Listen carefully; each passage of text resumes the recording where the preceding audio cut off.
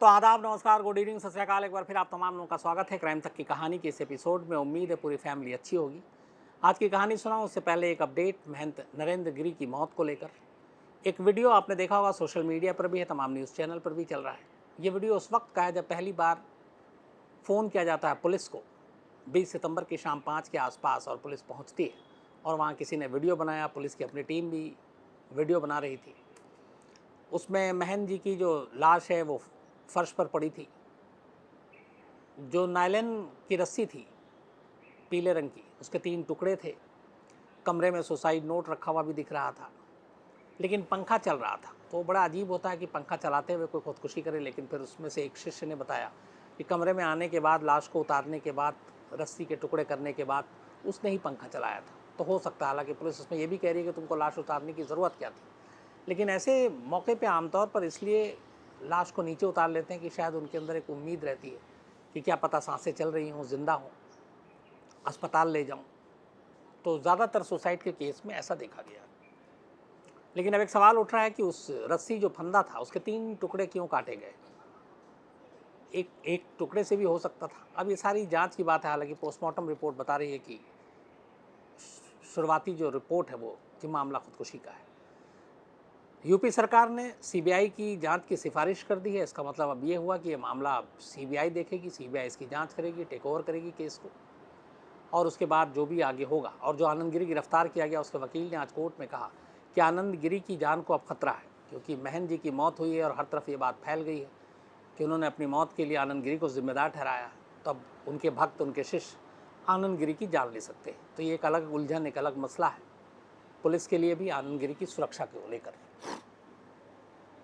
तो ये तो रही अपडेट। अब बात की कहानी पर आते हैं। आमतौर पर जब भी कोई क्राइम होता है तो लोग पुलिस को फ़ोन करते हैं या फिर पुलिस मौके पे पहुंचती है। लेकिन अगर किसी पुलिस वाले के घर में ही क्राइम हो जाए तो फिर क्या होगा।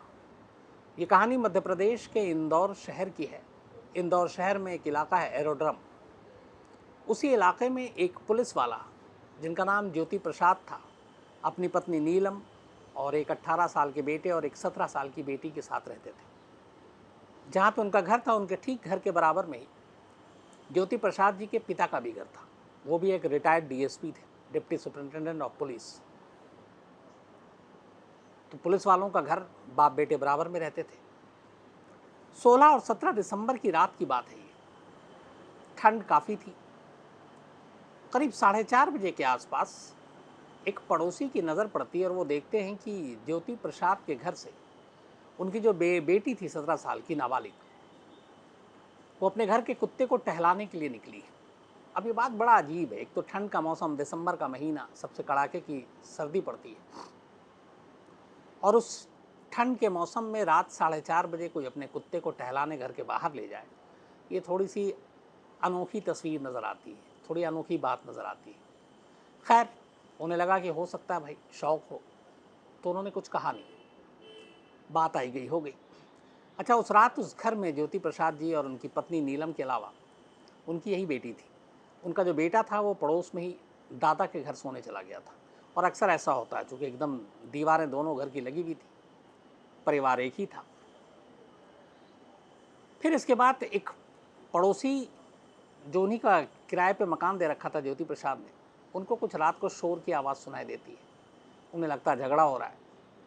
बट पहले भी ऐसा कई बार हुआ था, बाप बेटे के बीच में कुछ बहस होती थी, तो उन्हें लगा कि फिर ये झगड़ा हो रहा है। और ज्योति प्रसाद जी का ये भी था कि वो ड्रिंक करते थे, शराब पीकर कई बार ऊंची आवाज़ में बात करते थे, तो उसे लगा कि कोई अनोखी बात नहीं है, और वो भी चुपचाप खामोश सो गया। अब सुबह होती है। सुबह का रूटीन ये था कि ज्योति प्रसाद की माँ, जो बराबर में रहती थी, वो अपने बेटे के लिए चाय लेकर आती थी। तो उस दिन भी वो सुबह पहुंची, लेकिन देखा कि दरवाज़ा बाहर से बंद है। काफ़ी आवाज़ दी, दरवाज़ा खुला नहीं। वो चली आई कि शायद सो रहे। अब थोड़ी देर के बाद उनका बेटा जो है ज्योति प्रसाद का, जो दादा के घर में सो रहा था, वो उठा, वो गया अपने घर। उसने भी आवाज़ दी, कोई अंदर से आवाज़ नहीं आई। घर का जो कुत्ता है वो गेट के पास बंधा हुआ था। फिर उन्होंने, उस बच्चे ने अपनी बहन को भी आवाज़ दी, उसने भी कोई रिप्लाई नहीं किया। थोड़ा सा लगा कि अब मामला गड़बड़ है, तो वो दीवार कूद कर पीछे की तरफ से खिड़की से झांकता है और उसके होश उड़ जाते हैं। उसको नज़र आती है कि उसके माँ बाप अंदर फर्श पर पड़े हैं लहूलुहान। वो चीखता है, पड़ोसी भी तब तक सारे आ ही चुके थे। इसके बाद दरवाज़ा तोड़ा जाता है, ये लोग अंदर दाखिल होते हैं। अंदर देखते हैं कि ज्योति प्रसाद और उनकी पत्नी नीलम प्रसाद, इन दोनों की लहूलुहान लाश फर्श पर पड़ी है और घर की बेटी गायब है। अब एक डर, पता नहीं बेटी को भी कुछ हो गया, बेटी को किसी ने उठा लिया, किडनैप कर लिया, बहुत सारी चीज़ें जहन में आ रही थी। खैर किसी ने, पड़ोसी ने फ़ोन किया पुलिस को, पुलिस की टीम मौके पे पहुंचती है। अब एक पुलिस वाले और उसकी पत्नी का कत्ल, बात फैल जाती है। पुलिस के ऊपर भी दबाव कि अगर आप अपने पुलिस वालों की ही सुरक्षा नहीं करेंगे तो फिर जनता की क्या करेंगे। तो ये सारी चीज़ें थी। आला पुलिस अफसर भी मौके पर पहुंचते हैं, तफ्तीश शुरू होती है। इसी दौरान घर से एक लेटर मिलता है और ये लेटर ज्योति प्रसाद की नाबालिग बेटी ने लिखी थी। उस लेटर में उसने लिखा था कि मेरे पिता मेरा यौन शोषण, मेरा शारीरिक शोषण करते हैं और मेरी माँ भी उनके साथ मिली हुई है और इसलिए मैं बहुत परेशान हूँ, पर अब चुप नहीं रह सकती। मैं घर छोड़कर जा रही हूँ और मुझे ढूंढने की कोई कोशिश ना करें। अब ये लेटर आने के बाद पूरी कहानी बदल जाती है। अब पुलिस ज्योति प्रसाद के बेटे, ज्योति प्रसाद के पिता, उनकी माँ, तमाम लोगों से पूछताछ करती है। लेकिन उनके लिए भी हैरान करने वाली बात थी क्योंकि उन्होंने कभी ऐसा सुना नहीं। अब पुलिस को लगा कि ये मामला क्या। फिर इस लेटर से इतना तो पता चल गया कि वो बेटी घर से खुद गायब हुई है, लेटर छोड़ कर गई है। फिर उसके बाद कड़ियाँ जोड़ी गई। रात 4:30 बजे वो कुत्ते को टहला रही है, इसका क्या मतलब होता है। अब पुलिस ने सीसीटीवी और ये सारे खंगालने का फैसला किया, लेकिन हैरत अंगेज तौर पर उस घर का सीसीटीवी कैमरा जो था वो 2 दिन से बंद था। जब ज्योति प्रसाद के बेटे से पूछा गया तो उसे भी हैरानी हुई। उसने कहा कि हमें तो लगा कि ऑन है, लेकिन वो कैमरा बंद था। अब उनकी बेटी के मोबाइल के लोकेशन को तलाशने के लिए उसके मोबाइल पे कॉल किया गया, मोबाइल भी स्विच ऑफ था। अब पुलिस का शक ज्योति प्रसाद की बेटी की तरफ घूम जाता है। लेकिन यहाँ बात यह भी है कि एक बेटी अपने बाप के ऊपर बड़ा संगीन इल्ज़ाम भी लगा रही है, तो वो मामला क्या है। पुलिस को लगा ये घरेलू सारा इशू है। लेकिन जितनी तफ्तीश की पुलिस ने, उससे ये जाहिर हो गया कि इसमें कोई बाहरी शख्स इन्वॉल्व नहीं है कोई घर का। और पहला शक बेटी पर। लेकिन क्या बेटी अपने माँ बाप को इस तरह से बेदर्दी से मार सकती है? पुलिस के लिए बात भी गले नहीं उतर रही थी। खैर पुलिस अब अपनी तफ्तीश आगे बढ़ाती है, धीरे धीरे जांच होती है।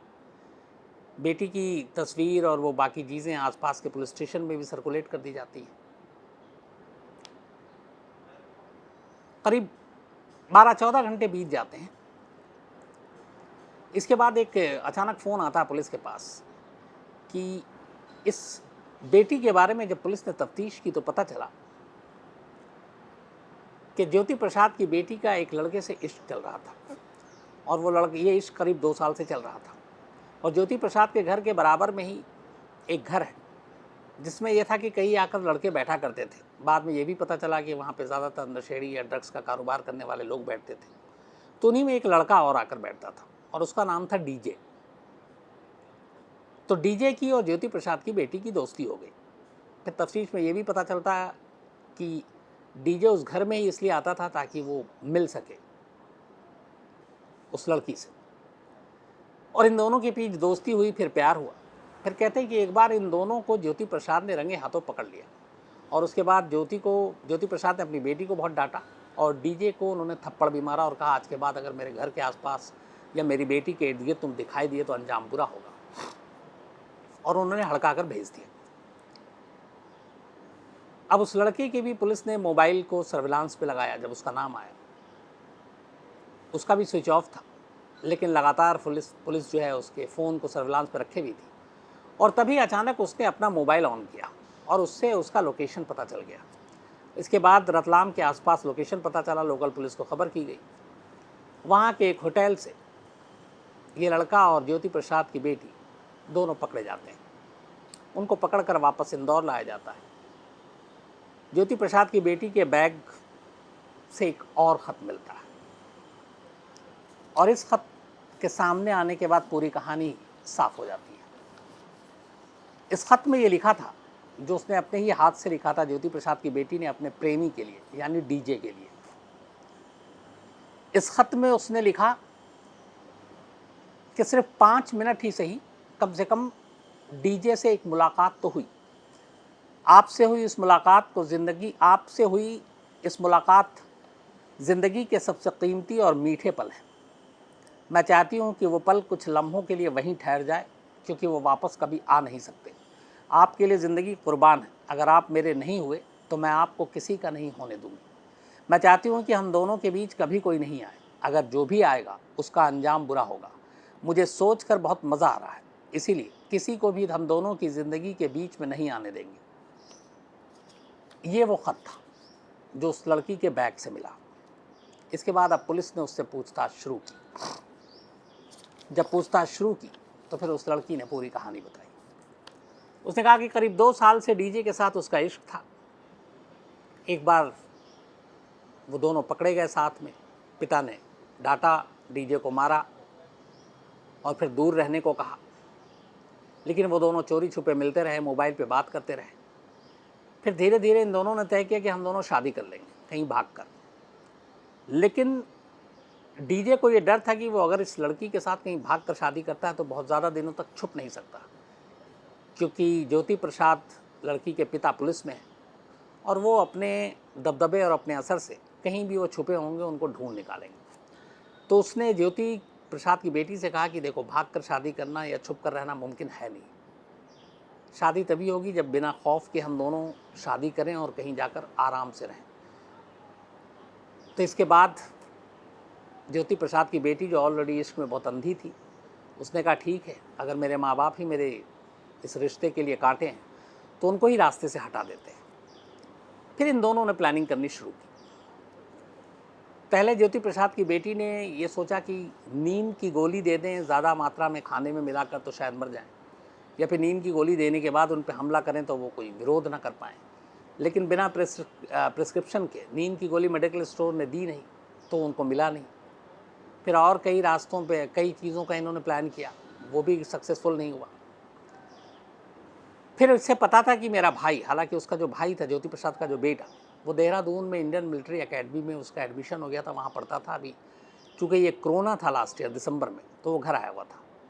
लेकिन वो अक्सर हफ्ते में 2-3 दिन अपने दादा के घर में जाकर सो जाता था, जो बराबर में था।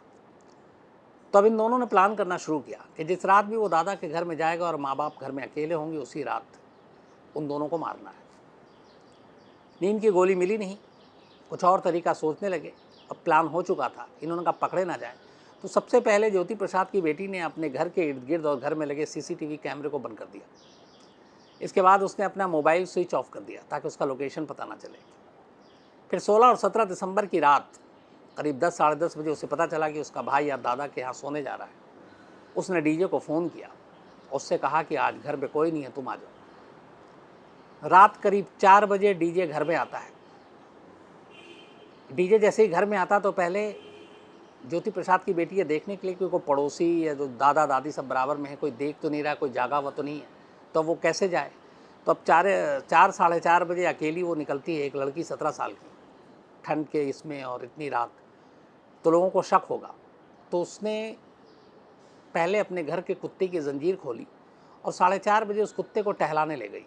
वो टहलाने इसलिए ले गई ताकि वो देख सके कि आसपास में कौन कौन लोग उठे हुए हैं या कोई देख तो नहीं रहा। उसे तसल्ली हो गई कि कोई नहीं जाग रहा है। वो वापस आके कुत्ते को गेट पे बांधती है। डीजे घर के अंदर पहुंच चुका था। ये दोनों जाते हैं पहले ज्योति प्रसाद की पत्नी नीलम पर, सर के ऊपर उनके एक वजनी चीज़ से हमला करते हैं। नीलम की मौत हो जाती है। इसके बाद ज्योति प्रसाद की बेटी और उसका आशिक ज्योति प्रसाद के कमरे में जाते हैं।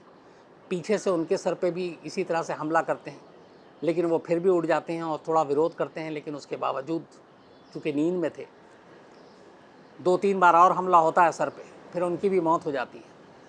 बैग पहले से तैयार कर रखा था, फिर वो बैग उठाती है और अपने प्रेमी डीजे के साथ घर का दरवाज़ा जो है वो बाहर से बंद करके वहाँ से निकल जाती है।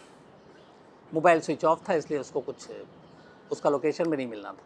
इन लोगों का इरादा ये था कि यहाँ से भागने के बाद ये राजस्थान जाएंगे और राजस्थान के किसी शहर में जाकर बस जाएंगे, वहीं शादी करेंगे और फिर ताउम्र साथ रहेंगे। लेकिन कहीं ना कहीं बहुत सारी गलतियाँ कोई ना कोई क्रिमिनल कर ही देता है। यहाँ पे वही सारी चीज़ें हुई। पुलिस का पहला शक ही सीधे सीधे घर के मेंबर पर ही गया था। और ज्योति प्रसाद की बेटी का जब रिश्ता सामने आया एक लड़के के साथ डीजे, तो फिर कहानी खुल गई और इस तरीके से ये दोनों पकड़े गए। दोनों फिलहाल जेल में हैं। लेकिन ये कहानी एक नसीहत ये भी देती है कि कैसे इस उम्र में, इस कम उम्र में कई बार, चाहे वो फिल्में हों या बाकी चीज़ें हों, उससे जो अलग अलग चीज़ें सोच करके हमारी ज़िंदगी इतनी आसान है, इश्क हो गया भाग कर शादी कर सकते हैं, माँ बाप की मर्ज़ी का कोई मतलब नहीं है। ये वो सारी चीज़ें जो कहीं ना कहीं आपको गुनाहों की तरफ ले जाते हैं, जुर्म के रास्ते पर ले जाते हैं। अगर इसको दूसरे तरीके से कहूँ तो अगर यहाँ पे पेशेंस होता, सब्र रखती, ज्योति प्रसाद की बेटी अपनी पढ़ाई लिखाई पे ध्यान देती, कुछ बन जाती, फिर मुझे लगता है कि वो कहीं भी शादी करती तो शायद माँ बाप भी उसके ख़िलाफ़ नहीं जाते। लेकिन ये एक अल्हड़पन था, एक नादानी थी, और उस नादानी में एक जुर्म भी हुआ। अब यहाँ पे कानून का भी देखिए कि जब ये कत्ल हुआ तब ज्योति बालिग नहीं हुई थी, 18 की नहीं हुई थी, 17 साल की थी। तो उसको उस हिसाब से उसके ऊपर मुकदमा भी नहीं चलाया जा सकता, तो उसको बाल सुधार गृह भेजा गया, जबकि डीजे उम्र में बड़ा था, बालिग था, इसलिए उसको जेल भेजा गया। और ज्योति प्रसाद की बेटी को ज़्यादा से ज़्यादा 3 साल बाल सुधार गृह में, उसके बाद वो आज़ाद। तो 1 साल हो ही गए, 2 साल के बाद भी वो अपने माँ बाप के कातिल होने के बावजूद, चूँकि जुर्म करते वक्त वो नाबालिग थी इसलिए उसके साथ वैसे ही सलूक होगा, और 3 साल बाद शायद वो आज़ाद होगी। लेकिन इस आज़ादी के बाद भी क्या उसके घर वाले उसे अपनाएंगे? शायद नहीं, क्योंकि उसका जुर्म बहुत संगीन है। तो ये थी कहानी एक पुलिस वाले और उसकी पत्नी के कत्ल की, जिसको अंजाम दिया खुद उसी की बेटी ने, क्योंकि वो अपनी मर्ज़ी से शादी करना चाहती थी। अब कहानी ख़त्म करूँ उससे पहले कुछ नोट करके भी लाया हूँ, और 1-2 दिन से कई लोगों के बर्थडे विशेस थे और बार बार वो आ रहा था, लेकिन मैं बता नहीं पाया, तो कुछ के बिलेटेड भी, लेकिन आज जिम्मेदारी निभाता हूँ। विपुल अग्रवाल हैं, ये मुरादाबाद से हैं, आज इनका जन्मदिन है, सॉफ्टवेयर इंजीनियर हैं। तो विपुल हैप्पी बर्थडे पूरी क्राइम तक टीम की तरफ से, आप हमेशा अच्छे रहें, खुश रहें। शंकर मनोहर तिवारी हैं, कल इनका बर्थडे था, तो बिलेटेड हैप्पी बर्थडे शंकर मनोहर तिवारी जी। और ये यवतमाल से हैं और इत्तेफाक से ये मैकेनिकल इंजीनियर हैं, तो ये दोनों ही इंजीनियर हैं। इसके अलावा एक दिल से माफ़ी के साथ, और इन्होंने बड़ी अच्छी लाइन भी लिखी है, प्रभदीप सैनी, 20 सितंबर को इनका जन्मदिन था और बोस्टन में रहती हैं, और इनके जो हस्बैंड हैं हरविंदर सिंह, इन्होंने 2-3 मेल की और इत्तेफाक से मैं देख नहीं पाया था उसको। तो प्रभदीप सैनी जी, बहुत बहुत जन्मदिन की बधाई, हैप्पी बर्थडे, आप हमेशा अच्छी रहें, आप दोनों अच्छे रहें। और हरविंदर सिंह जी ने लिखा था कि जब आप विश करेंगे तो मैं आपका एक्सप्रेशन जो है वो रिकॉर्ड करूँगा, तो थैंक यू, मुझे उम्मीद है आप ज़रूर रिकॉर्ड करेंगे। इसके अलावा अनु सिंह हैं, कल इनका जन्मदिन था 22 सितंबर को, मनीष सिंह जी ने भेजा है बेंगलोर से, तो अनु सिंह जी आपको भी बहुत बहुत जन्मदिन की बधाई, बिलेटेड हैप्पी बर्थडे। इसके अलावा अंजनी भगत हैं, कृष्ण मुखर्जी हैं। बहुत सारे लोगों ने कल के इस पर लिखा था कि टेटनस का इंजेक्शन लगा लीजिएगा, मैंने बिल्कुल लगाया और लगा चुका हूँ और अब बिल्कुल ठीक है। थैंक यू आप लोगों के इस प्यार के लिए। श्रुति खानविलकर हैं, और आज की जो कहानी इंदौर की आपको सुनाई, ये श्रुति खानविलकर जी ने ही फरमाइश की थी, थैंक यू श्रुति जी। विजय कुमार बारले हैं, इन्होंने कहा कहानी की अगर आप सारी लिस्ट उसके साथ दे दें, तो मुझे लगता है कहानी की शायद सारी लिस्ट है एपिसोड नंबर के साथ, आप विजय कुमार जी देखेंगे तो मिल जाएगा। इसके अलावा सूर्य जोशी जी हैं, थैंक यू वेरी मच आपकी तारीफ़ के लिए। डॉक्टर धीरज सिंह हैं, इंडिया पाकिस्तान मैच के बीच राइट की कहानी सुनना चाहते हैं, मुझे याद नहीं है कौन सा ऐसा दंगा हुआ था, पता करके बताता हूँ आपको। आशीष कश्यप हैं, इन्होंने कहा आपने अघोरी और बाकी सब कहानी सुनाई, तबलीगी जमात की भी सुनाई है, तो मैं तबलीगी जमात की कहानी लास्ट ईयर सुना चुका हूँ, शायद एक बार और चेक कर लूँगा। शबीना नाज हैं, मोहम्मद आमिर हमज़ा हैं, इसके अलावा सनारुल हक हैं, और ये सुप्रिया हत्याकांड की कहानी सुनना चाहते हैं। मोहम्मद शाहनवाज़ खान हैं, सोमत करमुर हैं, और इनका कहना है कि कहानी के बीच में शायद कुछ ऐसे अश्लील ऐड आगे आते हैं जो फैमिली के साथ नहीं देखा जाता, तो ये मैं इसके भी ख़िलाफ़ हूँ, और मैं इसको ऑलरेडी टीम से बोला कि मुझे ज़रा चेक करके बताएं सोमत साहब। ठाकुर राजू सिंह तोमर हैं, शाहजहाँपुर से। इसके अलावा रुद्धि प्रसाद नंदा हैं, ये दैटलोव पास इंसिडेंट की कहानी सुनना चाहते हैं। अरुण रैना हैं, अमरदीप हैं, अनारा गुप्ता की कहानी सुनना चाहते हैं। नवीन गिरी हैं, अंशुमान हैं पटना से, लीलेश चौधरी हैं, सनी शर्मा है। इनका कहना है कि हम बहुत पुराने क्राइम तक फैमिली मेम्बर और आप नए लोगों की वजह से हमें भूल गए। तो ऐसा नहीं है सनी शर्मा, हमें याद है और थैंक यू वेरी मच आपके प्यार के लिए। और 2 कहानी की आपने फरमाइश की, जल्दी सुनाता हूँ। और इसके अलावा दीपम गुप्ता है। तो आप लोगों ने भी कुछ कहानियों की फरमाइश की है, बारी बारी से सभी की फरमाइश पूरी करूँगा। आज कहानी में इतना ही। अपना ख्याल रखिएगा। अब आपसे मुलाकात होगी कल रात 9 बजे किसी नई कहानी के साथ। Thank you very much.